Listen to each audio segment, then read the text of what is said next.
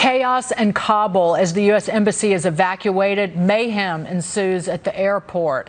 At least 5 deaths have been reported as people desperately try to get on planes, U.S. planes, to leave the country. And now the U.S. is reportedly pausing evacuations temporarily to clear the airfield. Taliban fighters entered Afghanistan's presidential palace yesterday and took control of the capital. The Afghan president has fled the country. Joining me now, Indiana Senator and member of the Senate Budget, Appropriations and Agriculture Committees, Mike Braun. Senator, your reaction to what is happening in Afghanistan, in Kabul, and also the silence from the Biden administration? You know, Dagan, I've been there 2.5 years, a little over that, and in my observation, have never seen anything like this. Broad strategy, and I think Trump had it right. We can't be the policeman of the world. I am on the budget committee running trillion-dollar deficits. That makes sense, too. But this has been panned across the political spectrum. Neocons have, I think, driven a lot of the kind of bad policy over many years. But here, with the forewarning, the fact we've been there 2 decades, and knowing that we had to get out someday, your intelligence was way off, number one.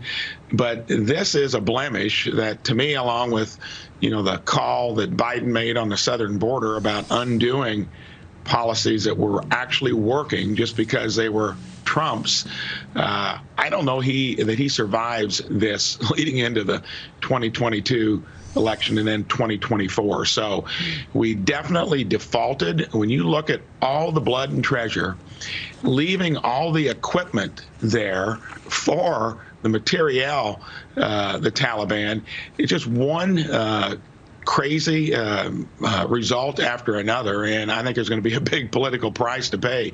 Plus, it shows the rest of the world that when we're so dead set on doing something, we can't even orchestrate something that we've been staging for a long time.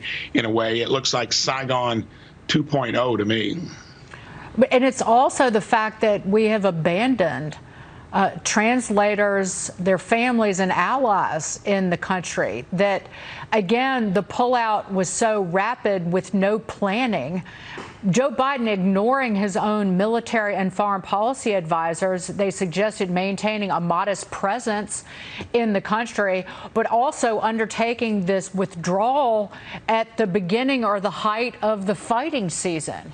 And the numbers of people left behind by this administration, abandoned, if you will, abandoned to be murdered, with women enslaved and raped and killed as well, that there's an organization called No One Left Behind, run by a U.S. Army vet, and they had been trying to fill the vacuum, as the Wall Street Journal editorial board writes, left by the U.S. State Department trying to negotiate financing and negotiating exit visas for these families.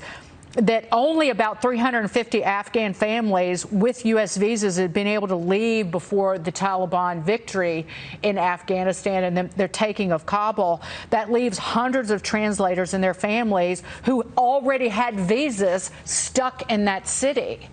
And how did the Biden administration had to have known that? Literally, this is a problem in every way, whether it was us abandoning our allies, abandoning the translators, whether it was the sudden rise of, again, Al-Qaeda or even ISIS. This has literally been written about in newspapers.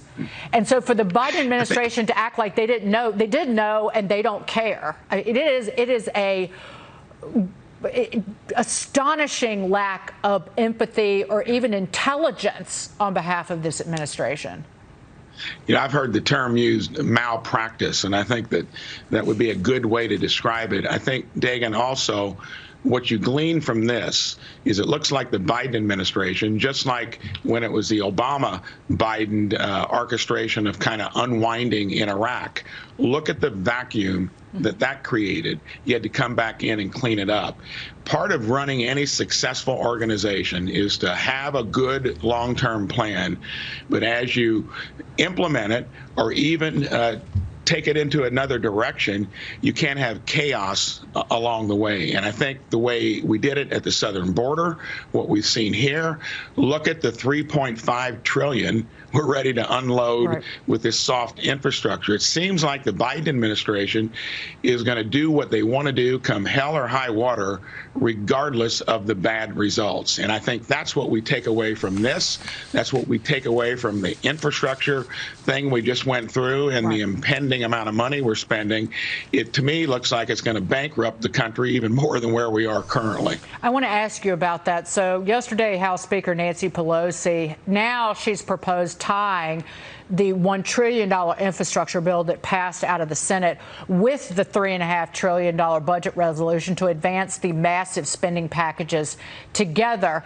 Senator Braun, you did not vote for that infrastructure package. So what are your thoughts on this? Because, again, there was some infighting that was developing among the Democratic Party that Nancy Pelosi was essentially holding up that infrastructure. But where does this go from here, you think?